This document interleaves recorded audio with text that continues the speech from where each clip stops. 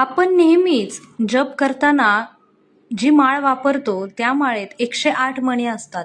पण कधी विचार केलाय का 108 मणीच का असतात? तर याच बाबतीतली माहिती घेऊन येणारा हा व्हिडिओ आहे. अवधूत चिंतन श्री गुरुदेव दत्त. श्री स्वामी समर्थ. तुम्हा सर्वांचे आपल्या युट्यूब चॅनेलवर खूप खूप मनापासून स्वागत. तर आजच्या विषयामध्ये आपण हे जाणून घेणार आहोत की जपमाळ करताना 108 मणीच का असतात आणि त्या मण्यांचं महत्व काय, किंवा 108 मण्यांचीच माळ असते ती घेऊनच आपण का जप करावा. तर बघा, आपल्या सनातन हिंदू धर्मात 108 मण्यांची जपमाळ वापरणे ही केवळ धार्मिक परंपरा नाही, तर त्यामागे गूढ, वैज्ञानिक आणि आध्यात्मिक असे तीनही प्रकारचे विचार आहेत.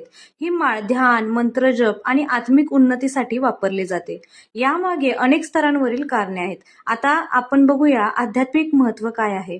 तर जप किंवा मंत्रोच्चार करताना आपलं मन एकाग्र ठेवण्यासाठी जपमाळेचा उपयोग होतो. 108 ही संख्या संपूर्णतेचे आणि ब्रह्मांडातील परिपूर्णतेचे प्रतीक मानली जाते. मंत्रांचा जप 108 वेळा केल्याने त्याचा पूर्ण लाभ मिळतो असा विश्वास आहे. व खगोलशास्त्रीय कारण बघितली तर सूर्य पृथ्वीपासून सुमारे 108 पट लांब आहे. म्हणजे सूर्याचा व्यास 108 ने गुणला तर पृथ्वीपासूनचे अंतर येते.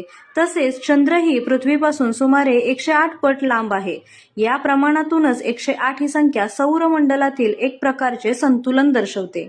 आता वेदांचा विचार केला तर बघा, ऋग्वेद, यजुर्वेद, सामवेद आणि अथर्ववेद यामधून मिळून 108 उपनिषदे आहेत.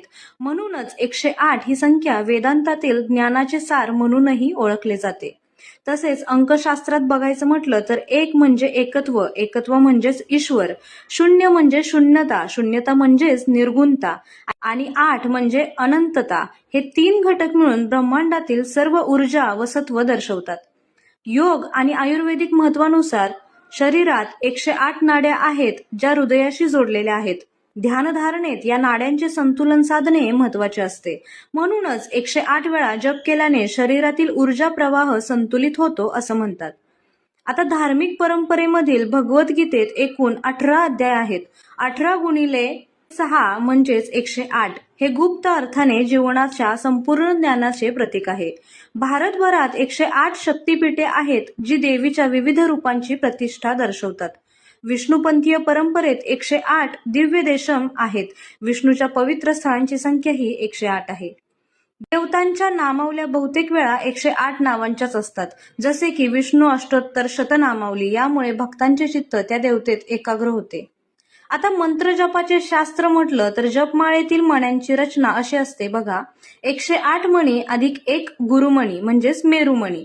जप करताना गुरुमणी गाठल्यावर परत मागे जप सुरू करावा. पुढे जाणे वर्ज मानले जाते, कारण गुरुमणी म्हणजेच मेरुमणी हे गुरुचे प्रतीक असते.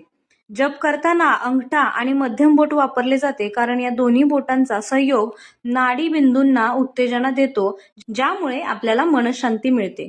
विज्ञान आणि ध्वनीचं उदाहरण घेतलं तर संस्कृत मंत्रांचे उच्चारण विशिष्ट कंपन निर्माण करतात. 108 वेळा मंत्र जप केल्यामुळे त्या ध्वनी लहरी शरीरात संतुलन ठेवतात आणि ध्वनी लहरी आणि मंत्र कंपन हे शरीरातील ऊर्जा मार्गांवर प्रभाव टाकतात, ज्यामुळे चित्तशुद्धी होते असं म्हणतात. तसेच दिवसाच्या 12 तासांमध्ये मनुष्य 10,800 वेळा श्वासोच्छवास करत असतो. प्रत्येक श्वासासोबत त्याने नामस्मरण करावं असं म्हणतात. मात्र एवढं शक्य नसल्यामुळे 10,800 पैकी आपण 2 शून्य वगळले तर 108 राहतात. म्हणूनच 108 वेळा नामस्मरण करावं, कारण 108 हा अंक पार केला की जपमाळेमध्ये एक मेरुमणी असतो, तो 108 अंक पूर्ण झाल्याची सूचना आपल्या हाताला देतो आणि त्यामुळे नेहमीच 108 वेळा जप करणे ही प्रथाच बनली आहे. 108 ही संख्या विज्ञानात म्हणजेच न्यूमेरोलॉजीमध्ये अत्यंत पवित्र आणि परिपूर्ण मानली जाते.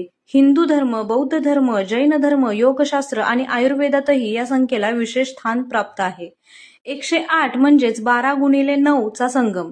12 म्हणजे 12 राशी आणि 9 म्हणजे नवग्रह, म्हणजेच सूर्य, चंद्र, मंगळ, बुध, गुरु, शुक्र, शनी, राहू, केतू.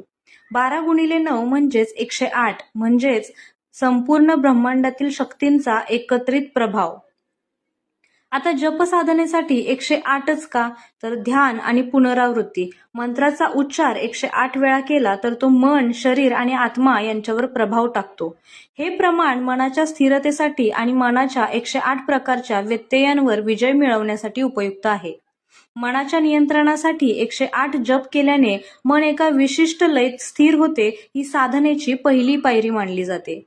योगशास्त्रानुसार शरीरात 72,000 नाड्या आहेत. त्यांपैकी 108 नाड्या अत्यंत महत्वाच्या आहेत. जपमाळेमध्ये प्रत्येक मणीवर मंत्रजप केल्याने या 108 नाड्यांवर सकारात्मक परिणाम होतो असं म्हणतात.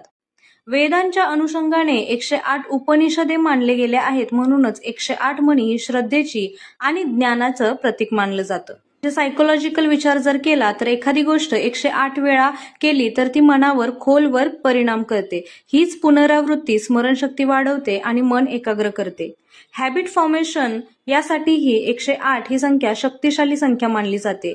108 मणी असणारी जपमाळ ही केवळ धार्मिक श्रद्धेचा विषय नाही, तर ती वेद, योग, खगोलशास्त्र, मानसशास्त्र आणि शरीरशास्त्राच्या आधारावर तयार झालेली एक पूर्ण साधन पद्धती आहे.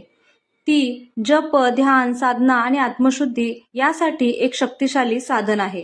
अशा पद्धतीने जपमाळेमध्ये 108 मणीच का असतात याचं संपूर्ण विश्लेषण या व्हिडिओमध्ये मी केलेलं आहे.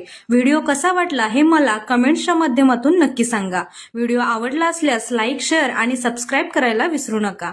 झालेली सेवा महाराजांच्या चरणी रुजू करते आणि इथेच थांबते. भेटूया पुन्हा एकदा एका नवीन माहितीपूर्ण व्हिडिओमध्ये.